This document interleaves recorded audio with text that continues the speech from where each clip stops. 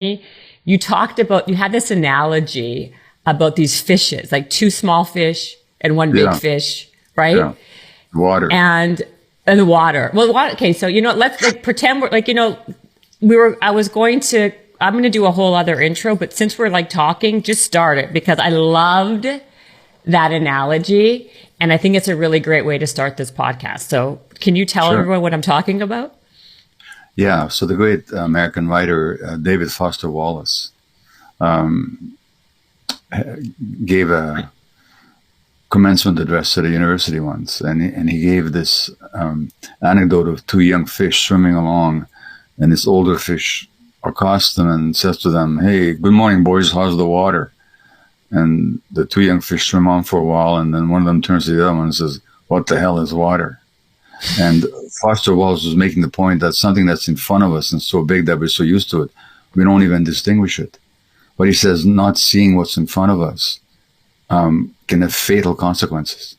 And that's what I'm saying about the culture. This culture, what I call a toxic culture in the subtitle of the book, we swim in it. We think it's normal. We're used to it. So we accept it. And we don't realize just how fatal it is to our physical and mental health. So hence that analogy. And so the title of the book, The Myth of Normal, is exactly in line with that anecdote, is that we're used to and we accept as average and just as inevitable is actually, as normal, is actually, from the point of view of our needs and our desires and our true selves, unhealthy for us. So that's hence the anecdote. I love that. So I wanted to say something about that actually, because you said this. So the myth of normal, what is considered to be quote unquote normal, in today's world is very much admired. Those traits are very admirable strengths that people think, like what you were asking me earlier a little bit, like who listens to this podcast, and I was explaining, it's like people who are overachievers, people who strive and go and work a lot. And the reality is like, that's kind of counterintuitive to what you talk about in the book as what's really good for someone's health and their well-being, right? So, can you just expand on all of that a little bit? Well, look, so if I can get personal here for a moment, I used to be a workaholic. Yeah. I used to be a workaholic doctor. I just couldn't say no. And doesn't matter how many patients I had, how many babies I was due to deliver, I would always expect somebody else. As a result, I was much admired and well paid. But personally, I got stressed, and I needn't tell you, my family life suffered. My marriage was in conflict. My wife felt abandoned all the time, and my children were strangers to me, or I was a stranger to them. So while it was normal that I was working so hard, especially in a doctor, and not only normal, but even considered laudable and admirable, the impacts were very unhealthy for my personal life and for my emotional and mental health. So that which is considered normal in this society is often actually toxic to people. And in the end, I've met a lot of entrepreneurs. I was recently with my friend Joe Polish at a conference called the Genius Network that he runs for entrepreneurs. Mm-hmm. And a lot of these characters are very successful, very creative, very original, intuitive thinkers, but they drive themselves so hard in order to succeed, in order to be accepted, in order to make a name for themselves. They pay a significant cost. And therapists that I know who work with such people tell me that for all the external success, there's a lot of internal emotional agony, depression, sometimes addiction, relationship problems, and so on. So, and yet out there in the world, they're seen as very successful and even admirable. And so, while on the one hand, we want to express ourselves, we want to follow our passions, and we want to create something that's original to us and give it to the world. At the same time, we forget to ask ourselves, what is the cost? And in this society, what we get praised for and admired for very often is toxic to our health. And you look at some very successful people. I mean, you're in LA. If you look at the successful people in the entertainment world, just how miserable their personal lives very often are. because they get wanted and admired for the wrong reasons, and they drive themselves. Yeah. They drive themselves to the wrong reasons. I think that's very common in the world of entrepreneurs as well. That's what I've heard anyway, and I've witnessed it personally. So the question is, can we balance our personal passions and creativity and just entrepreneurial spirit with who we are, who we authentically are as individuals, and what our personal needs are? So that's the big dilemma for a lot of people in this society. So what is so I've got lots of questions, but Sure. what then becomes the alternative, right? Because it becomes very much like a rat race, right? Like you get stuck on a hamster wheel. Yeah. And right. And like you said, to your point, you get a lot of external rewards for that behavior, right? And so it perpetuates this behavior, even though internally, you're miserable, you feel vapid, your relationships are all in distress. What would you say? How do people find balance in this world, in this environment? Especially when you're on like a path and momentum. Life is really about momentum, right? Like, Yeah. I can give you a theoretical answer or a practical one. The practical one is, if I'm an example, and a lot of other people are, we suffer.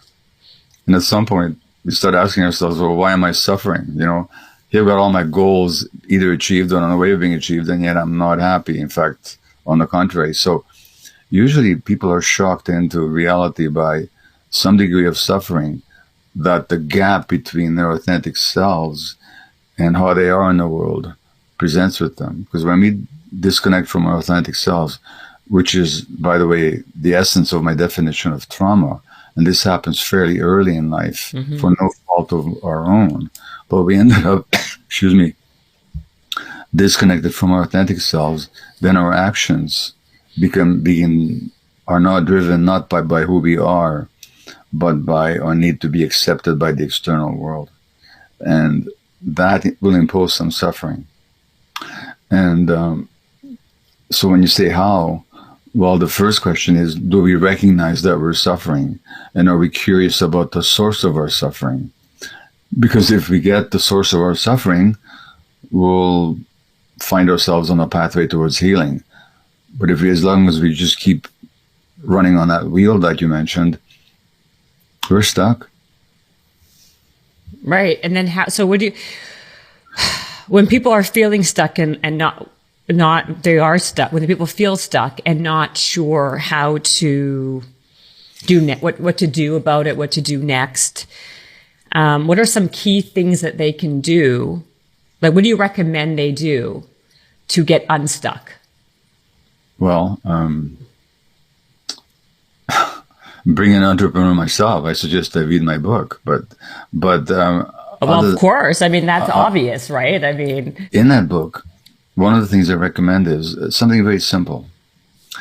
Ask yourself once a week, where am I not saying no? And by that I mean, where there's a no that wants to be said, but you're not saying. And that usually shows up in two areas, in work and in personal relationships. So let's say I was in Los Angeles, and I phoned you up and I said, hey, do you want to go for a walk? You didn't feel like it because you were tired, or you just needed to spend some time on your own. But you don't, so there's a no that wants to be said, but you don't say it because you're afraid of displeasing me, or you feel responsible for my feelings. So you say yes. So we go for this walk. Well, what is the impact? The impact is you're going to be tired, and you might even be resentful, and you might even be a bit ashamed of yourself for not having had the strength to say yes. So, or in work, let's say there's another project you want to take on, or somebody wants to impose on you, and you're tired, and you haven't seen your children enough. You haven't spent enough time with your friends or your spouse, or you haven't spent enough time looking after your body, whether in exercise or meditation or eating healthy or whatever. But you don't say no because success is more important to you. So write down, where this week did I not say no, but there's a no that wanted to be said. And second, and this is an exercise from the book, and the second is, what was the impact on me of not saying no? Well, the impact's going to be, I'm going to be tired, I'm going to be resentful, I'll lose sleep, I'll be anxious, I'll be out of shape, my relationship will suffer.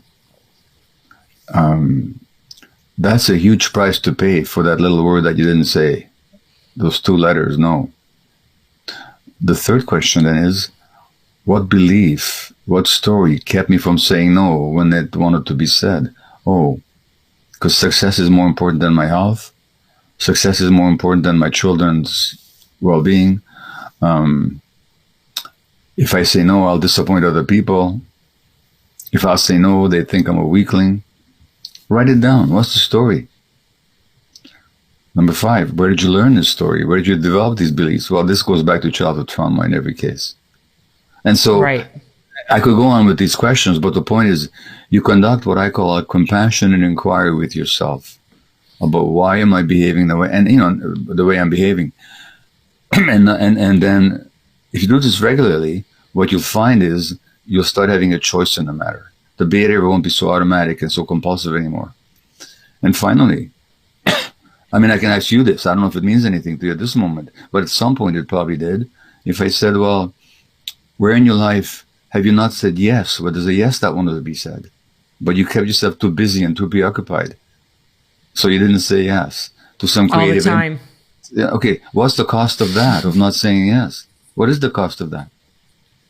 It exacerbates